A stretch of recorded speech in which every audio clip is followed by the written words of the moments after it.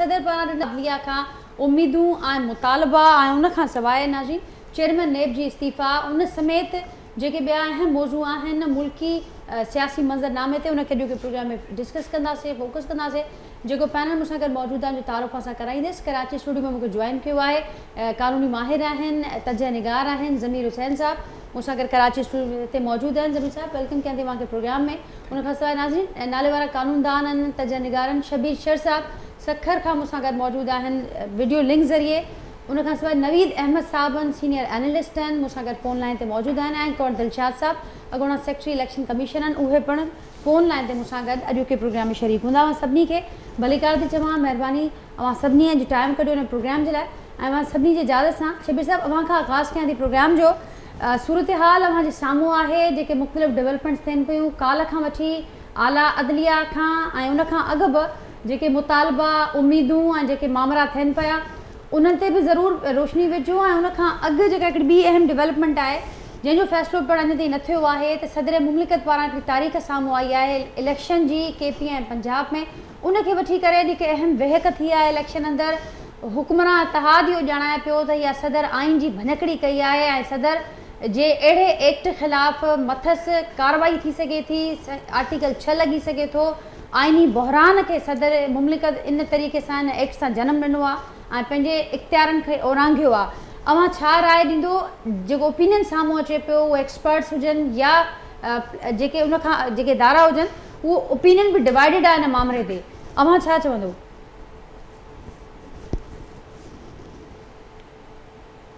शबीर साहब मुझे आवाज़ पहुंचे पे बात है जी जी जी जी जी मसलो यो आहे त आर्टिकल 6 के हुकुमराननि बि अपोजिशन में ॾाढो सवलो ऐं सस्तो बणाए छॾियो आहे। हर ॻाल्हि ते आर्टिकल 6 जे कैंसे वे लॻायूं बीठा आहिनि। बेसिक शइ इहा आहे त जेकॾहिं प्रेसिडेंट का एडवाइस करे थो का सलाह ॾिए थो त उहा कहिड़ी तरह सां आर्टिकल 6 में थी अचे पई या हुन कहिड़ो जेको आहे इख़्तियार इस्तेमालु कयो। बेसिक शइ इहा आहे त जेके हुकुमरान धुर आहे या अपोजिशन आहे उन्हनि मञा जेका सियासी बर्दाश्त आहे ऐं सियासी टॉलरेंस आहे उहा रही कान्हे का। सियासी बसीरत जो ॿई धिरूं मुज़ाहिरो कोन थियूं कनि पियूं। ॿई धिरूं जेके आहिनि से बि महाज़ाराई जे मूड में आहिनि रुॻो महाज़ाराई कंदियूं थियूं रहनि पियूं। हुकुमरान जेके आहिनि से उहे ज़िद ते बीठा आहिनि हालांकि विच में उहो शॉर्टकट करे हलिया आया ऐं जॾहिं त अधु असेंबली कान्हे का अधु असेंबली पैरालाइज़ लॻी पई आहे ऐं ऐवान हिकु तरफ़ो थो हले पियो। दुनिया जो दस्तूर आहे पूरे पाकिस्तान जो आइन आहे त हिज़्ब इख़्तिलाफ़ खां सवाइ कहिड़ी असेंबली हलंदी आहे जॾहिं हिज़्ब इख़्तिलाफ़ मौजूद ई कान्हे का ऐं हिक तरफ़ी जेको आहे सो रुॻो इक़्तिदार जो शौक़ु पूरो कयो पियो वञे।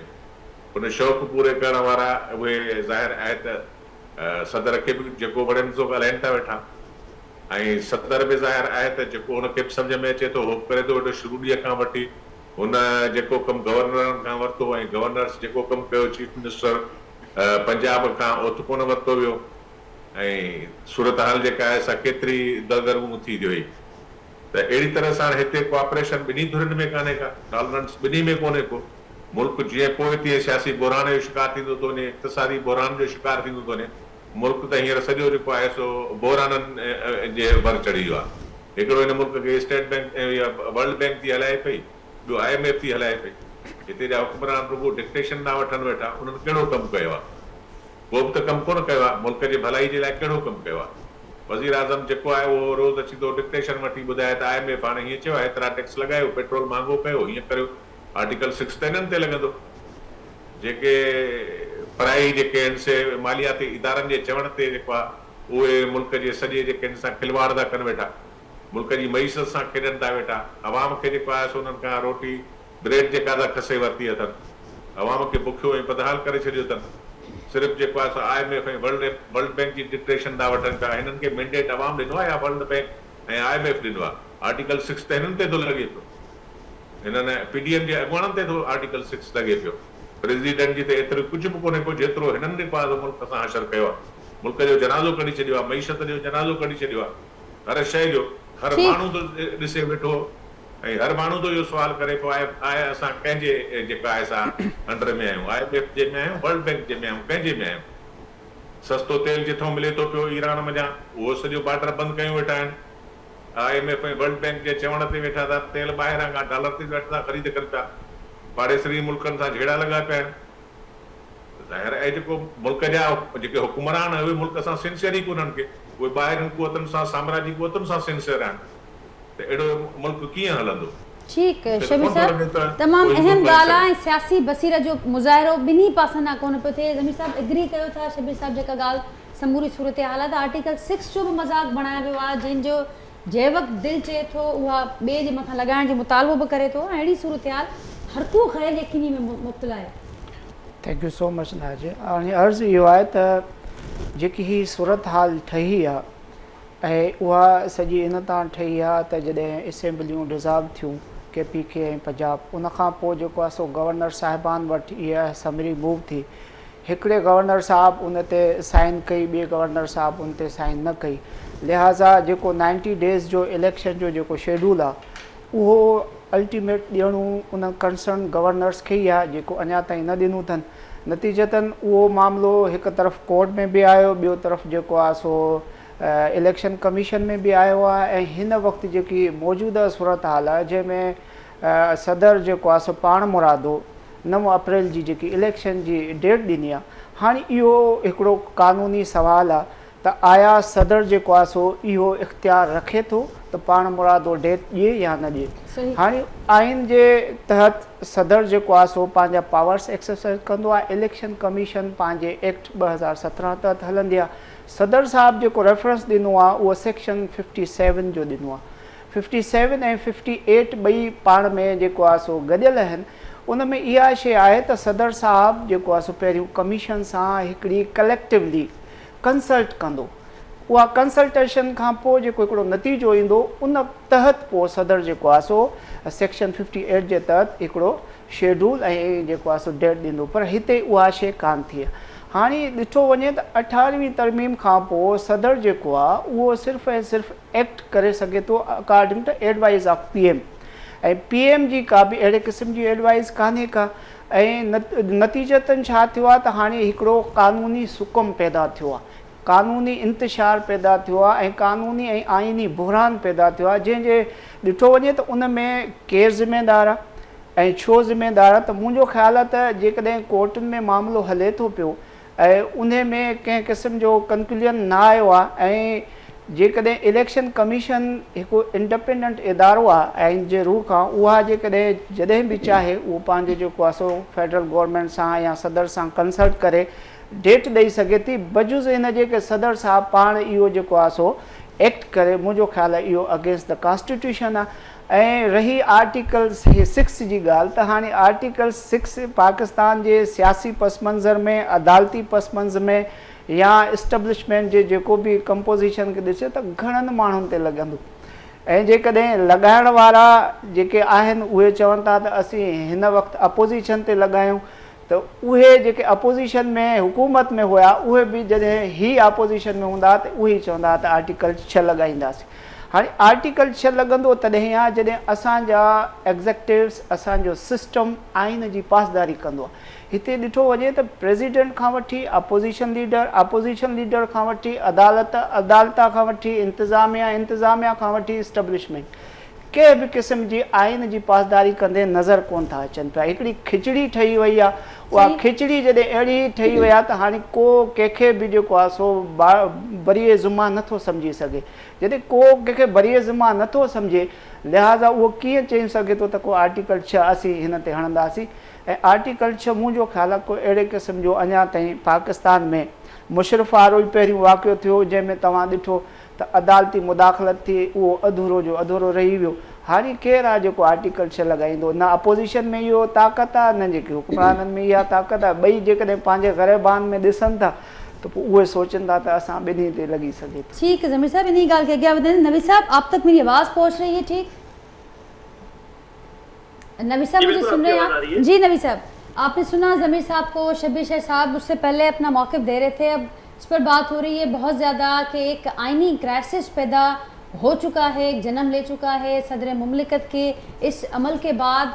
इस पर भी बड़ी बहस है आर्टिकल 6 वाले मामला पर, लेकिन साथ साथ ये भी कहा जा रहा है कि इसको भी देखना बड़ा ज़रूरी है, जो मारूजी हालात हैं, जो बैकग्राउंड रहा है इस सारी सिचुएशन का, कि ये एक आइनी बहरान से ज़्यादा एक पॉलिटिकल क्राइसिस है। जो बैकग्राउंड रहा है उससे अगर उसको जोड़कर देखा जाए फिर आप कैसे समझते हैं, क्योंकि यहाँ पर ये भी बात हो रही है कि किसी को बरी जुमा करार नहीं दिया जा सकता, आइन की बालादस्ती की बात हर कोई करता है, लेकिन फिर हर एक को अगर देखा जाए तो फिर कुछ ना कुछ वहाँ पर आइनी सुकून पैदा करने की जिम्मेदारी उन पर भी आयद होती है। तो इस सूरत हाल में किस तरीके से देख रहे हैं आप सारी सूरत हाल को? देखिए, ये सबसे पहले आपने जो बात की कि आईनी बहरान और पॉलिटिकल बहरान नजर आ रहा है, तो मेरा ख्याल है कि ये आईनी और पॉलिटिकल बहरान से ज्यादा बड़ा जो है ना, ये अना का बहरान। हर कोई अपनी अना में जो है वो इस वक्त लगा हुआ है कि अपनी अना के चक्कर में आके वो कोई भी मुल्क के नहीं सोच रहा। मारूदी हालात पर अगर नजर डाली जाए तो इस वक्त इलेक्शन कराना मुमकिन नहीं है। एक तरफ हम डिफॉल्ट के करीब पहुंच गए, बल्कि अब तो हुकूमती वज़रा कहते हैं कि जी हम डिफॉल्ट कर चुके हैं, हम ऐसे मुल्क में रह रहे हैं डिफॉल्ट हो चुका है। एक तरफ हम यहाँ पहुंच गए हैं, दूसरी तरफ हम इलेक्शन कराने की बात कर रहे हैं। इलेक्शन इतने आसानी से नहीं हो सकते। आपके पास मिनिस्ट्री ऑफ फाइनेंस ने इलेक्शन कमीशन को कहा कि हम आपको फंड नहीं दे सकते, फौज ने कहा हम फौज नहीं दे सकते, जजेस ने कहा हम स्टाफ नहीं दे सकते। तो इलेक्शन कमीशन जो है उसका काम सिर्फ इलेक्शन कराना नहीं है, बल्कि साफ और शफाफ इलेक्शन कराना, जिसके लिए उनको तमाम चीजों की जरूरत पड़ेगी। जब उनको वो चीजें नहीं मिलेंगी तो वो इलेक्शन कैसे कराएगा? दूसरी तरफ इस बात जो आ रही है कि जी इलेक्शन 90 डेज में होना है, बिल्कुल 90 डेज में ही होना है, लेकिन हालात उस काबिल हों तो 90 डेज में भी इलेक्शन आसानी से हो सकते हैं, तो 90 डेज से पहले भी हो सकते हैं। लेकिन हालात अगर उस काबिल नहीं है तो इलेक्शन की तरफ इलेक्शन कमीशन कैसे जाएगा जब दीगर इदारे उसका साथ नहीं देंगे? तो आपकी बात वो भी है कि जी आईनी सुकम जो है उसका इस्तेमाल कर रहा है। आइन को हर एक ने अपनी अपनी आइन की तशरीह निकाल दी है। आइन वाजे है, लेकिन हर एक ने उसको अपने अंदाज में उसकी तशरीह कर ली है। सदर साहब जिनका कहीं काम नहीं बनता, उन्होंने तारीख दे दी है। गवर्नर साहिबान जिनको ये है कि वो इलेक्शन जो है वो असम्बली तहलील करते हैं, असम्बली तहलील होने के बाद उन्होंने अनाउंस करना होता है, उनको लेटर मौसूल हो चुका है इलेक्शन कमीशन की जानिब से कि किन तारीखों में से आप कोई तारीख दे दें। उन्होंने अब तक तारीखों का ऐलान नहीं किया। उन्होंने अपनी एक लॉजिक लिया है कि जी हमने तहलील नहीं की तो हम तारीख का ऐलान भी नहीं करेंगे। बिल्कुल इसी तरह अब फाइनेंस डिवीजन जिसकी जिम्मेदारी है तमाम इदारों की कि वो इलेक्शन कमीशन की हेल्प करे, वो इलेक्शन कमीशन की हेल्प नहीं कर रहा। तो हर एक अपनी अना के अंदर है और सब ये चाह रहे हैं कि बॉल दूसरे की कोर्ट में जाए। तो ये मामला जिस तरह घूम फिर के अदालतों में चले गए, तो मेरा ख्याल है जो भी फैसला होना है, जो भी बाहर आएगा वो अदालतों पर ही आएगा और अदालतों ने ही फैसला करना है और मामला सब उस तरफ चलाएंगे। ठीक, और इस वक्त बहुत बार आ चुका है आला अदलिया के ऊपर और उम्मीदें भी की जा रही हैं, मुतालबात भी की जा रहे हैं और साथ साथ लेवल प्लेइंग फील्ड के बड़े मुतालबात इस वक्त आ रहे हैं। शबीर साहब छा चवंदो अवान ॻाल्हि ते हिन वक़्तु मामरा वरी भी फिरी सिरी घुमी फिरी अदालत ॾांहुं वञनि पिया ऐं आला अदलिया मथां तमामु घणो भार आहे हिन वक़्तु। ॾिसो न त अदालत में उन हद ताईं वेंदी जंहिं हद ताईं अदालत खे जुरिस्डिक्शन आहे, डिस्क्रिशन पावर आहे, उन खां जेको आइन उनखे दाइरो थो मुक़ररु करे ॾियो पियो, उन खां ॿाहिरि अदालत नथी वञी सघे। हे आइनी बहरान आहे। आइनी बहरान वञा पार्लियामेंट खे अदालत कीअं कढंदी? पार्लियामेंट खे अदालत कंहिं बि क़िस्म जी इन जेको आइनी बहरान आहे उहा मदद कान थी ॾेई सघे पई। उहा सिर्फ़ु कंहिं तशरीह ताईं वञी सघे थी, कंहिं कानून जी। ऐं इलेक्शन कमीशन जेका आहे उहा बि ज़ाहिर आहे त डिक्टेशन नथी ॾेई सघे पई अदालत उनखे त तव्हां हीअं करियो या हू करियो। जॾहिं उन्हनि जो जेको हिकिड़ो मैंडेट आहे उनखे हू क्रॉस था कनि त उन सूरत में अदालत उनखे डायरेक्शन ॾेई सघे थी पई, पर अञा उहो टाइम ई उनजो न आयो हुजे या हिन महिल ताईं जेका बहिरानी सूरत हाल पैदा थी उन में त अदालत कंहिं बि क़िस्म जी इंटरफियरेंस कान कई। अदालत खे करणु खपंदी त रस्ते में हलंदे जेका जेको आहे सो हुकूमत खे डीरेल कयो हुयो, जेके मैंडेट मिलियल हुयो। ख़ुदि अदालत नवाज़ शरीफ़ जी हुकूमत खे डीरेल कयो, ख़ुदि इन ई अदालत जेका आहे सा जिलानी जी हुकूमत खे डीरेल कयो ऐं सॼो डेमोक्रेटिक प्रोसेस जेको आहे सो डामाडोल थियो। त हींअर ज़ाहिर आहे त ख़ुदि अदालत ते बि जेके से माण्हू आङिरियूं खणनि था पिया, उहा गैर जानबदारी तरफ़ नथी नज़र अचे पई। गैर जानबदारी जो रोल नज़र नथो अचे पियो हुनजो। त इन तरह सां हिते सवाइ मायूसी जे ऐं सवाइ जेका आहे सा बहराननि मथां बहराननि जे का बि सूरत हाल नज़र नथी अचे, छाकाणि त हुकुमराननि मञा ऐं जेका आहे सा अपोज़िशन में जा कुवत बर्दाश्त जेका सा उहा ख़तम थी वई आहे। उहो ॿई धुरियूं जेके आहिनि से उहे हिकिड़ी टेबल ते वेहण लाइ बि तयारु कोन्हनि। उहो इन बहरान में जा मुल्क खे कढण लाइ बि तयारु न आहिनि। हू सिर्फ़ु ऐं सिर्फ़ु पंहिंजे इक़्तिदार खे वधाइण जे लाइ उहो जेको मुल्क जो जेको सॼो सिस्टम आहे उनखे डावाडोल करण तरफ़ वधी रहियूं आहिनि। उन्हनि जो ॿियो को बि इंट्रस्ट कोन्हे को सवाइ इन जे त हू पंहिंजी हुकूमत खे वॾी उमिरि ॾियनि ऐं उनखे अॻिते वठी हलनि। अवाम खे केर बि मूंखे नथो लॻो। ऐं शबीर साहब इन में फर्दर को प्लान बि कोन पियो नज़र अचे। जीअं मां ॻाल्हि कई नवी साहब हुन खां अॻु ज़िक्र कयो त हिकिड़ो अना जो बहरान नज़र अचे पियो। मां जी ॻाल्हि कई त ॿिन्ही पासनि खां इक़्तिदार जी जेका जंग नज़र अचे पई उनमें का सियासी बसीरत कंहिं पासे ना बि उनजो मुज़ाहिरो न पियो थिए त ईंदड़ ॾींहंनि जी बि का प्लानिंग नज़र कोन पई अचे न हुकूमत वटि न ऑपोज़िशन वटि त जेकॾहिं इलेक्शन थियनि बि था जन इलेक्शन जा बि मामला वधनि था त उन सूरत में बि ही इतफ़ाक़ कीअं कंदा जॾहिं गॾु वेहण लाइ को तयारु न आहे ॿिए सां? अञा खां वधीक हिते मफ़ादनि जी जंग आहे, हिते सॼो मफ़ादनि जो मसइलो थो हले। अञा जो मसइलो तॾहिं असां चयूं जॾहिं हुन में मफ़ाद आॾो न हुजनि। हर कंहिंखे पंहिंजा मफ़ाद जेके से प्यारा आहिनि उन मुताबिक़ कोई स्ट्रेटेजी बीठा आहिनि, उन मुताबिक़ कोई मतमिली बीठा आहिनि। हीअ पॉलिटिक्स जेका हिन मुल्क में आहे उहा हाणे बिज़नेस बणिजी चुकी आहे। सियासी इक़्तिदार बि बिज़नेस बणिजी चुको आहे, मुनाफ़ेदार जेको आहे बिज़नेस आहे। पीड़िजे रुॻो अवाम थो पियो, जेको ग़रीब अवाम आहे उहो पियो पीड़िजे। उनजो जेको आहे सो कंहिंखे बि फ़िक्र कोन्हे को, न पोज़ीशन खे न इक़्तिदार वारी धुर खे, कंहिंखे बि कोन्हे त माण्हुनि जी हालत ते किथे वञी पहुती आहे। माण्हू अनारकी तरफ़ पिया वधनि, माण्हू ख़ुदकुशियूं पिया कनि ऐं माण्हुनि खे हींअर जेका छा पूरा 3 वक़्त त छा हिकिड़ो वक़्तु बि मानी नसीब कान्हे का। अटे खे किथे वञी जेको आहे सो पहुचायो वियो आहे। ज़ख़ीरा अंदोज़ जेके आहिनि उहे ऐं शयुनि जा अघ वधाइण वारा कंहिं ते बि को कंट्रोल कंहिंजो कोन्हे को।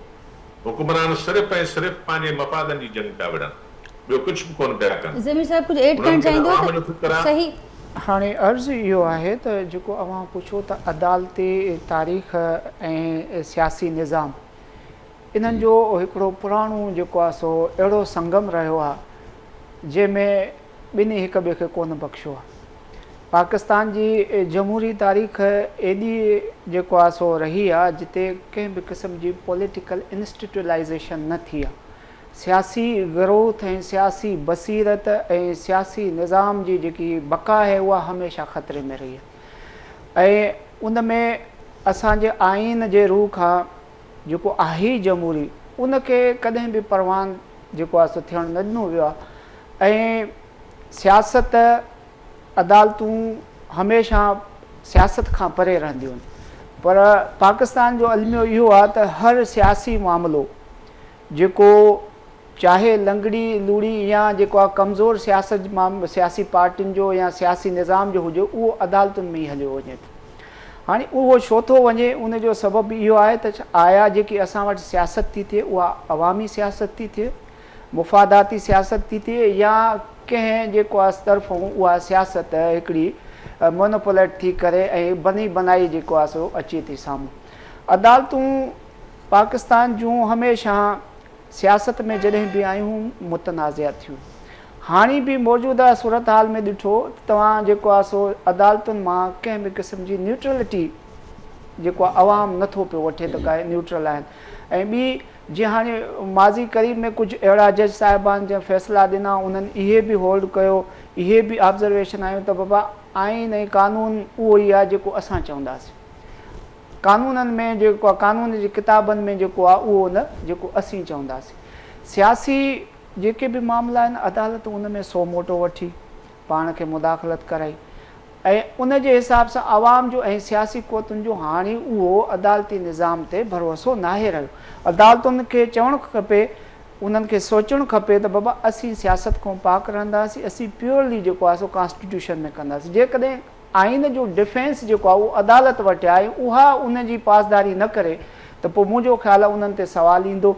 ऐं हाणे ॾिसो त हिकु ॿ ताज़ो इम्प्रेशन इहो आयो आहे त ॼण अदालत जो सियासत में सियासी मामलनि में ॼण को गहरी दिलचस्पी आहे। मुख़्तलिफ़ ऑब्ज़र्वेशन जे ज़रिए ईअं महसूसु थींदो आहे त हू कानून साज़ी जेको पार्लियामेंट जो कमु आहे उन में बि मुदाख़लत कंदा, जेको सेटअप ठहंदो उन में बि मुदाख़लत कंदा, जेके आइनी उहिदेदारनि खे कमु करिणो आहे उन्हनि में बि हू मुदाख़लत कंदा, जंहिंजे करे असांखे इहो थो लॻे पियो त अदालतुनि खे सोचणु खपे ऐं उहे वापसि पंहिंजे आइनी डोमेन में वञनि। जॾहिं अदालतूं पंहिंजे आइनी डोमेन में वेंदा त ऑटोमेटिकली कंहिं ॿिए ताक़त खे कंहिं ॿिए फोर्स खे अहिड़े क़िस्म जो जेको आहे सो हौसलो न मिलंदो त जंहिंजे करे हू जेको आहे सो मज़ीद हिन सिस्टम खे जेको आहे सो कमज़ोर कनि ऐं मफ़लूज कनि। लिहाज़ा इहा सूरत हाल आहे। बाक़ी हाणे इहो आहे त असांजे मुल्क में छाजे करे आइन खे सुप्रीम ते रखियो वियो आहे उन ते अमल कॾहिं बि कोन कयो वियो। लॻे ईअं थो त हींअर मुख़्तलिफ़ स्टेक होल्डर कहिड़ी एजेंडा जे तहत इन इम्प्रेशन में था पिया वञनि त आइन जेको आहे उहो भली सबोताज थिए ऐं इन जे पोयों छा कार्य फरमाए, छा एजेंडा आहे, छा ज़ेना। जेकॾहिं आइन न रहियो त पोइ पार्लियामानी निज़ाम न रहंदो, पोइ न अदालतूं रहंदियूं, न जेको आहे सो हिते कोई सियासी बसीरत ऐं सियासी जेको आहे सो इमर्जिंग वारो सिस्टम ई रहंदो। सो ॾिसणु खपे त अदालतुनि खे ईअं न करणु खपे जेको हू करे रहियूं आहिनि। उन्हनि खे पाण खे जेको आहे सो इन लेबलाइज़ेशन जेको पॉलिटिकल एफिलेशन वारो उन खां परे रखणु खपे। ऐं उहो अव्हां खे मुमकिन नज़र अचे पियो जेका समूरी सूरतहाल आहे, ज़ाहिर आहे बार बि आहे ऐं मां ॾाढो तफ़सीली ॿुधायो त ज़िम्मेवारी बि तमामु घणी बणिजे थी त हिन लेबलाइज़ेशन खां केतिरो जेतिरे क़दुरु थी सघे पाण खे परे रखिजे। असीं हमेशह बींग अवाम हमेशह तवक़ो ते रहिया आहियूं ऐं तवक़ो ते ई जीअंदा पिया अचूं। अमली तौर ते तव्हां ॾिसो 73 साल तारीख़ में का बि अहिड़ी डेवलपमेंट या जीअं खणी चइजे माज़ीअ मां सबक़ु सिखण वारो को बि अहिड़ो मुज़ाहिरो अञा न थियो आहे। अदालतूं कॾहिं कॾहिं उहे फ़ैसिला जेके पाकिस्तान जे तारीख़ में हिकिड़े सियाह तरीन फ़ैसिला आहिनि उहे बि उन्हनि ॾिठा हूंदा। असीं कानून ऐं सियासत जे स्टूडेंट जे हैसियत सां जॾहिं उहे सम्झूं था, ॾिसूं था, पढ़ूं था त छा आयो अदालतुनि खे इहा शइ ख़बर न हूंदी, पर उहे अलाए छो इन शइ मां सिखनि नथा। ऐं जेकॾहिं तारीख़ मां ऐं ग़लतीअ मां को नथो सिखे त पोइ उन मां का उमेद रखणु शबीर साहब छा चवंदो जेकॾहिं तारीख़ मां ग़लतियुनि मां को नथो सिखे? असां वटि त तारीख़ भरियल आहे इन्हनि मिसालनि सां, इन में कुझु एड कजो ऐं गॾोगॾु जेल भरियो तहरीक ते बि ज़रूरु कुझु ॻाल्हाइजो। अव्हां उन्हनि खे विटनेस बि कयो आहे, पाण ॾिठो बि आहिनि माज़ीअ वारियूं जेके जेल भरियो तहरीकूं अव्हां जे साम्हूं रहियूं आहिनि। हाणे जंहिं जेल भरियो तहरीक जो ज़िक्र हले पियो, छा चवंदो अव्हां उनखे साम्हूं रखंदे? माज़ी जी जेका तहरीकूं आयूं आहिनि, ख़ासि तौर सां MRD जी तहरीक आई। MRD जी तहरीक उहा तहरीक ही जेका हिकिड़े मॉडल डिक्टेटर हुयो एशिया जो ज़ियाउल हक़, उनजे 11 साल आमरियत वारे दौर जे ख़िलाफ़ जेका उभरी ऐं अवामी ताक़त उभरी, उन में सियासतदाननि जो एतिरो रोल न हुयो जेतिरो अवाम जो हुयो। उहा अवाम जी तहरीक कई ऐं भुट्टे जे फांसी ते चढ़ण खां पोइ पहिरियों दफ़ो हुयो जॾहिं अवाम जेको आहे सो निकितो ऐं पंहिंजे ग़म ऐं गुस्से जे पासो अवाम इज़हार कयो ऐं अवाम रोडनि ते निकितो ऐं अवाम जी ताक़त सॼी दुनिया ॾिठी त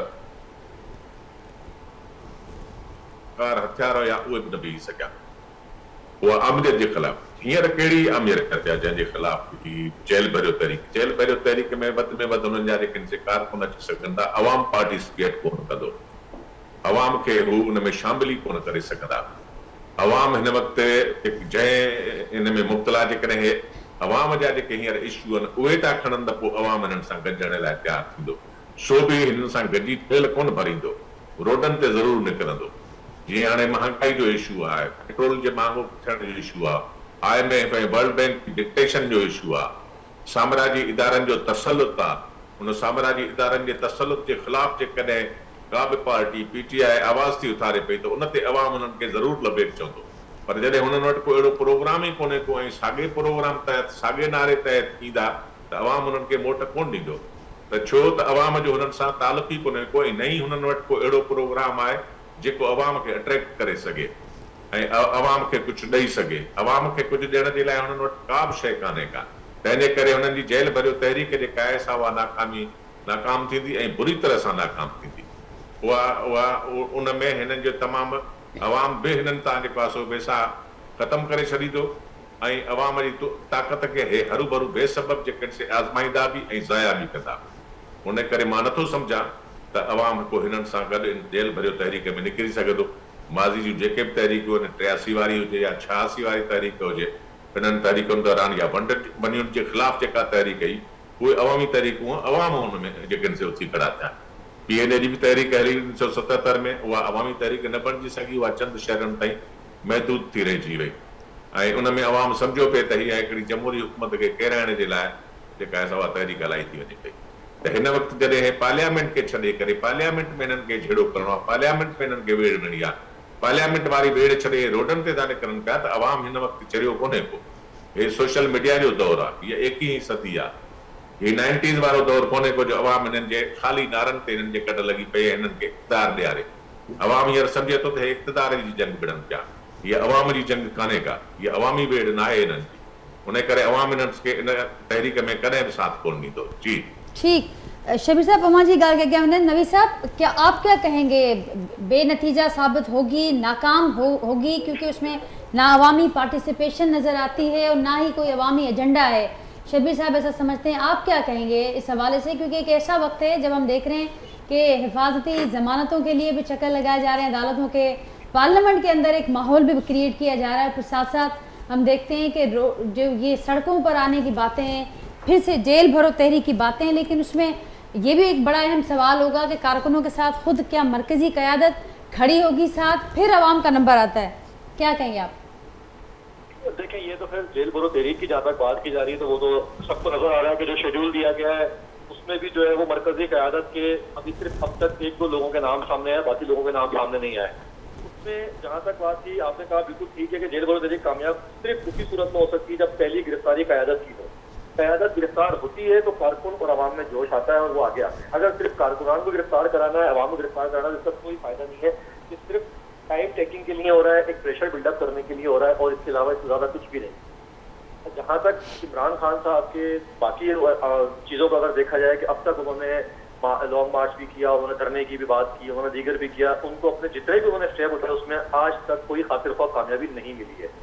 हुकूमत पर प्रेशर जरूर आया है थोड़ा बहुत, और इस मरतबा जेल भरो तहरीक का प्रेशर भी अपनी जगह आया है, लेकिन एक तरफ जेल भरो तहरीक और दूसरी तरफ जितने कम तरात के साथ वो कल हाईकोर्ट में पेश हुए और वो उन्होंने 2 जगह जाके अपनी जो है वो रिवायती जमानत मंजूर कराई है, तो उन तमाम चीज़ों को देखते हुए नजर यही आ रहा है कि ये भी सिर्फ एक पब्लिक को अपने साथ इंगेज करने का एक बहाना है, एक तरीकाकार इख्तियार किया गया है, इससे ज़्यादा इससे आगे कुछ भी नहीं। ठीक, पर ज़मीन साहब छा पब्लिक इंगेज थींदी अहिड़ी सूरत हाल जंहिंमें पब्लिक खे नज़र अचे पियो त लातालुकी आहे ऐं हिकिड़ो गैप नज़र अचे पियो? असल में अर्ज़ु इहो आहे त जेल भरियो तहरीक जेकी आहे उहो मुंहिंजो ख़्यालु आहे हिकु इशू आहे, तहरीक न आहे, मूवमेंट न आहे। सियासी बका जे लाइ मुख़्तलिफ़ हरबा इस्तेमालु कंदियूं रहियूं आहिनि सियासी पार्टियूं, ऐं हिन दफ़े बि इहो ई आहे त जॾहिं अवां ॾिठो त जेको आहे सो जेकी अपोज़िशन में हूंदी आहे उहा अवाम जो ज़िक्र कंदी आहे, ऐं जॾहिं हुकूमत में ईंदा आहिनि त पोइ उन्हनि खे अवाम तमामु घटि नज़र ईंदो आहे या उन जा मसइला ऐं उन जो अहसासु तमामु घटि नज़र ईंदो आहे। हाणे अर्ज़ु इहो आहे त जेकॾहिं क़यादत नज़रियाती आहे, क़यादत कंहिं अवामी मुफ़ाद जे लाइ आहे, क़यादत कंहिं जेको आहे सो मुल्की जेको आहे सो सालमियत ऐं मुल्की तरक़ीअ जे हिसाब सां सोचण वारी आहे, या क़यादत उहा आहे जेकी इनकलाबी ज़हन ऐं इनकलाबी सोच रखी करे मुआशरती समाजी तौर ते कोई इनकलाब आणणु थी चाहे, या ख़ुदा न ख़ास्ता जेको आहे आइन जी का अहिड़ी सबोताज थी आहे या डिक्टेटरशिप अची वई आहे जंहिंखे जेको आहे सो हटाइण जे लाइ हू अहिड़े क़िस्म जी का एजेंडा वठनि था, त पोइ शबीर शर साहब जे हुकुम वांगुरु त बाबा जेको अवाम एतिरो चरियो कोन्हे, 21वीं सदी आहे, हाणे सभु इन ॻाल्हि खे सम्झनि था। हाणे ईअं थिए थो त अवाम बि जेको उहो इन्हनि सां गॾु ईंदो इन इशू ते जेको हिननि खे लाइक थो करे विदाउट एनी नज़रियाती सोच ऐं फ़िक्र जे। बाक़ी कलेक्टिवली ॾिठो वञे त इहा हिकिड़ो इशू आहे, इहो सियासी बका जे लाइ आहे, ऐं इन में जेकॾहिं थियो बि त 4-5 हज़ार माण्हू जीअं हर पार्टी सां हूंदा आहिनि, उहे जेके उन्हनि सां हूंदा आहिनि उहे ई ईंदा, बाक़ी अवामी सतह ते कामन माण्हू जे सतह ते उनखे पज़ीराई कान मिले। ठीकु आहे, ऐं जेकॾहिं जेका ॻाल्हि थी, जेका ॻाल्हि नवी साहब बि कई, त जेकॾहिं ख़ुदि उहो इन ते बि डिपेंड कंदो त क़यादत पाण केतिरो बीहे थी, क़यादत त ज़मानतुनि जे चकर में आहे, कारकुन केतिरो पोइ बीह सघंदा या बाउंस बैक करे वेंदो इहो कार्ड। अर्ज़ु इहो करिणो आहे त जेकॾहिं लीडरशिप जी जेकी क्वालिटीज़ आहिनि त उहे लीडरशिप जी क्वालिटीज़ जो मतिलबु छा आहे त हू लीड करे कंहिं बि इशू ते, कंहिं बि एजेंडा ते, जेकॾहिं हू पाण खे उन लीडरशिप जेको आहे पाण खे उन लीड करण खां पासे थी रखे त मुद्दे मां हवा त निकिरी थी वञे, पोइ बचे छा थो? बाक़ी बचे थो उहो हिकिड़ो इशू जंहिं ते हाणे जंहिंजी मर्ज़ी आहे उहो जेके घर वेहणु ईंदो उहो घर वेठो हूंदो, जेके ॿाहिरि निकिरण जो बहानो ॻोल्हींदो उहो ॿाहिरि निकिरंदो, इहो ई सूरत हाल। ठीकु है, शबीर साहब अवां वटि ईंदसि, हाणे जेका सूरत हाल आहे, ज़ाहिर मां माज़ी जो बि ज़िक्र कयो, उन्हनि तहरीकुनि खे बि अवां ॾिठो आहे, उन्हनि जेके मुल्क मथां क्राइसिस आहे उनखे बि ॾिठो आहे, जेकॾहिं उन पोइ गुज़िरियल सूरत हाल खे, माज़ीअ खे ऐं अॼोके हाल खे साम्हूं रखिजे, कीअं भेट कंदो? क्राइसिस त अॻु बि रहिया आहिनि मुख़्तलिफ़ वक़्तनि में, असीं हमेशह ॿुधंदा आया आहियूं त मुल्क नाज़ुक दौर खां गुज़रे थो, क्राइसिस आहिनि, मुल्क मथां ॾुखी सूरत हाल आहे, पर हेल जेका सूरत हाल है जेको ही तसलसल नज़र अचे पियो, बहरान मथां बहरान, को फ्रंट उन खां ख़ाली कोन पियो नज़र अचे, उहो पॉलिटिकल हुजे, उहो इक़्तिसादी हुजे, भाषी हुजे, जेके ॿिया मुख़्तलिफ़ फ्रंट हुजनि, इनखे कीअं पिया साम्हूं रखो ऐं कोई अवां सम्झो पिया त को अहिड़ो माज़ीअ में बि अहिड़ो को प्रेसिडेंस मिले थो या हिन दफ़े वारी जेका बहरानी सूरत हाल आहे तमामु मुख़्तलिफ़ आहे? अहिड़ी जेका सूरत हाल आहे अहिड़ी माज़ीअ में कॾहिं बि कान रही आहे। अहिड़ो जेको मुल्क हींअर थपा धुबण में पियो वञे, हेठि लहंदो पियो वञे, ऐं ॿियो जेको आहे सो मुल्क कॾहिं बि जेका अनमेच्योर क़यादत आहे उन्हनि जे हथनि में कोन आयो। हिन वक़्तु जेका क़यादत आहे उहा मेच्योर क़यादत कान्हे का, न अपोज़िशन में मेच्योर क़यादत आहे, न इक़्तिदार वारी धुर में मेच्योर क़यादत आहे। उहे सभु जा सभु जेके आहिनि से ईअं थो लॻे पियो त पॉलिटिक्स सिखनि पिया। हिन मुल्क खे हींअर हुननि दाव ते लॻाए छॾियो आहे ऐं हुननि खे वटि कंहिं बि क़िस्म जी प्लानिंग कान्हे का। ऐं नई मुल्क खे जेको मौजूदा बहरान आहे, बहरान मथां बहरान आहे, आईनी बहरान अलॻि आहे, मुआशी अलॻि आहे, इक़्तिसादी अलॻि आहे, हर तरह जो बहरान आहे। ऐं उन खां पोइ जेका सूरत हाल आहे जागीरदारी निज़ाम जी ऐं सरमाएदारी निज़ाम जी, उन्हनि जी कंफ्लिक्ट पाण में अलॻि आहे, उन्हनि जो इक़्तिदार जे लाइ झेड़ो अलॻि आहे, उहे जेके आहिनि से उहे पंहिंजूं सिफ़बंदियूं अलॻि पिया कनि। हिन क़िस्म जी सूरत हाल माज़ीअ में कॾहिं बि कान्हे रही। हिन वक़्तु मुल्क अहिड़ी तरफ़ पियो वञे जंहिं तरफ़ सोवियत यूनियन वियो। सोवियत यूनियन जेको आहे सो कोलाप्स इन जे करे थियो त हुन वक़्तु अहिड़ा ई बहरान मौजूदु हुया त हुनजी मईशत सॼी तबाह थी चुकी हुई, हुननि जो इंफ्रास्ट्रक्चर जे पासो तबाह थी चुको हुयो ऐं माण्हू हुननि जे पुराणे सिस्टम ते हलण जे लाइ तयारु कोन हुया ऐं अवाम जेको आहे हुननि वटि अवाम खे ॾियण जे लाइ का बि नई शइ, को बि नओं प्रोग्राम कोन हो। अहिड़ी तरह सां हिननि हुकुमराननि वटि बि अवाम खे ॾियण जे लाइ कुझु बि कोन्हे को ऐं अवाम हिननि जे पुराणे प्रोग्राम, पुराणनि नारनि, पुराणनि जेको आहे सो ॾटनि ते हलण लाइ तयारु कोन्हे को। उन जे करे इहा सूरत हाल केॾी महिल बि ईअं थींदो त जेको आहे जीअं ज़लज़लो ईंदो आहे ईअं छत किरण जा इम्कान जेके से पैदा थी विया आहिनि। हे मुल्क पंहिंजी छत बचाए कोन सघंदो ऐं हे हुकुमरान उन्हनि में सलाहियत ई कान्हे का त हिन मुल्क खे उन ज़लज़ले मां कढी सघनि। हे वॾा लोॾा पिया अचनि ज़लज़ले जा, उनखे हे महसूस ई कोन पिया कनि, हुन जे लाइ हिकु एफर्ट्स ई कोन पिया वठनि। हे सिर्फ़ु ऐं सिर्फ़ु जेके आहिनि से इक़्तिदार जे हवस में पाता पिया आहिनि। हुन जे करे मुल्क इंतिहाई ख़तरनाक सूरत हाल पिया। खाना जंगी बि थी सघे थी पई, कुझु बि थी सघे थो, काथों बि को मामिलो उथियो ऐं उभरियो। हिननि हुकुमराननि में एतिरी ताक़त ई कान्हे का, एतिरी कुवत ई कान्हे का त उनखे मुंहुं ॾेई सघनि। जी ठीक है शबीर साहब, अवां जी ॻाल्हि खे अॻियां वधंदे नवी साहब, इस बहरानी सूरत हाल में और वो जो शबीर साहब समझ रहे हैं, जो शबीर साहब जिससे देख रहे हैं सिचुएशन को कि इस वक्त उस सीरियसनेस की जिस सीरियसनेस की ज़रूरत है इस किस्म की बहरानी सूरत हाल को फेस करने के लिए, वो सीरियसनेस इस वक्त ना हुक्मरान इक़्तिदारी जो हमारी इस वक्त जमात है उसके पास है, ना ही इस वक्त जो वो दूसरी अपोजिशन की कैंप है वहाँ पर वो मामला नज़र आता है।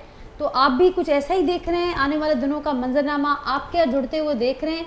कहीं से कुछ एक सदा बुलंद हुई है चार्टर ऑफ डेमोक्रेसी की, वो आप समझते हैं कि वो भी एक सियासी नाराई है या वाकई कोई ऐसी ज़रूरत महसूस की जा रही है, कोई सोच रहा है इस तरफ कि वाकई इस बुरानी सूरत हाल से मुल्क को निकालना होगा, अदरवाइज रिपरकशंस बहुत बुरे होंगे?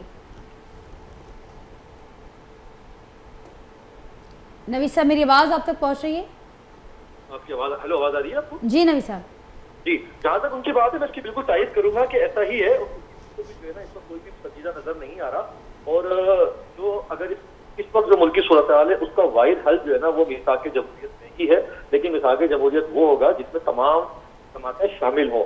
ये नहीं हो सकता कि आप एक बड़ी पार्टी को छोड़ के बाकी जमातें बैठ जाएं और कहें कि हम मिसाक जमहूरियत कर लेते हैं, तो उसका कोई नतीजा बरामद नहीं होगा, वो जीरो होगा। जिन लोगों की बात ये की जा रही है कि मिसाक जमहूरियत के जिन्हें सोचना चाहिए, तो इसके लिए मैं इससे पहले भी आपकी ही के प्रोग्राम में डिस्कस कर चुका हूँ कि इसके लिए पहला स्टेप उठाना पड़ेगा हुकूमत को। हुकूमत को ही बड़ा बनकर इस बात का देना पड़ेगा कि वो कुछ स्टेप उठाए।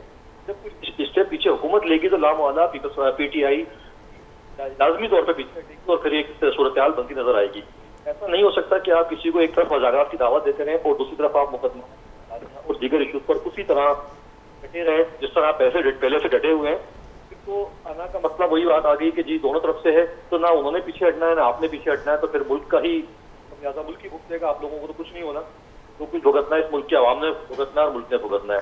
तो इस वक्त वाहिद हल यही है कि तमाम सियासतदान, तमाम सियासी जमातें एक प्लेटफॉर्म पर इकट्ठी हों, उसका एजेंडा सिर्फ और सिर्फ पाकिस्तान हो, पाकिस्तान की मईशत हो, क्योंकि ये पाकिस्तान है तो हम सब है, पाकिस्तान नहीं है तो कोई भी नहीं। ठीक ज़मीर साहब, चार्टर ऑफ डेमोक्रेसी जी ॻाल्हि कल्ह बिलावल साहब पंहिंजे हिकिड़े इंटरव्यू में कई है, पर उन सां गॾोगॾु जेका ॻाल्हि नवीद साहब कई, ज़ाहिर आहे त सीरियसनेस ऐं एफर्ट्स हुकूमत खे वठणी पवंदियूं। मूंखे ज़रूरु यादि हूंदो त 2 हफ़्ता अॻु APC जी बि ॻाल्हि थी, ऐं उहा हिन वक़्तु जंहिं वक़्तु मुल्क खे सिक्योरिटी जा इशूज़ बि हलनि था, चैलेंजिस बि आहिनि, थोरा थ्रेट बि आहिनि, पर उते बि सीरियसनेस, ओड़ी सीरियसनेस जंहिंजी ज़रूरत जी नज़र कोन आई।